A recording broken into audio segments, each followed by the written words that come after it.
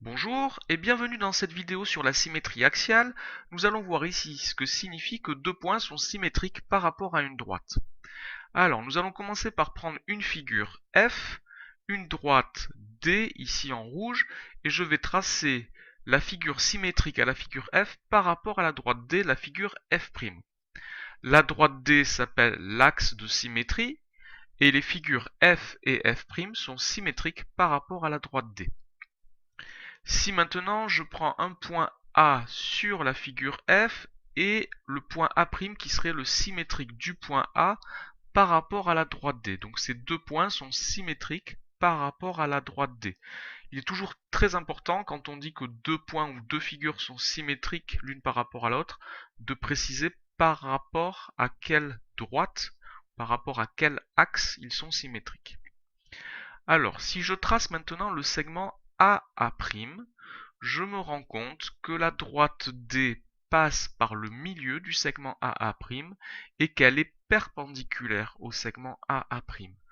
Si la droite D passe par le milieu du segment AA' et qu'elle lui est perpendiculaire, cela signifie que la droite D est la médiatrice du segment AA'.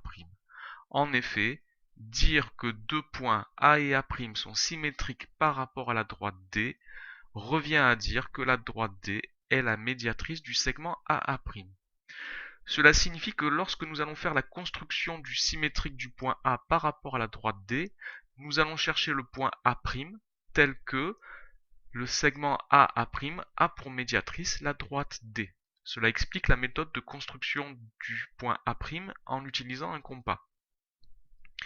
Donc ici sur la construction que nous avons sous les yeux, les points A et A' sont symétriques par rapport à la droite D, ce qui revient à dire que la droite D est la médiatrice du segment AA'. Alors si maintenant nous prenons un point B sur la droite D, ce point B sera son propre symétrique.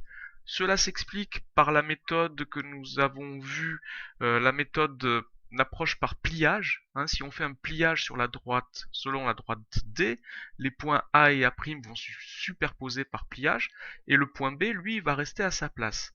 Donc le point B est son propre symétrique par rapport à la droite D. On dit que c'est un point invariant dans la symétrie d'axe D. Et cela est vrai pour tous les points de l'axe de symétrie. Voilà ce qu'il faut savoir sur les symétriques d'un point. Deux autres vidéos vous montreront les méthodes pour tracer, pour réaliser la construction du symétrique d'un point par rapport à une droite. Merci d'avoir regardé cette vidéo.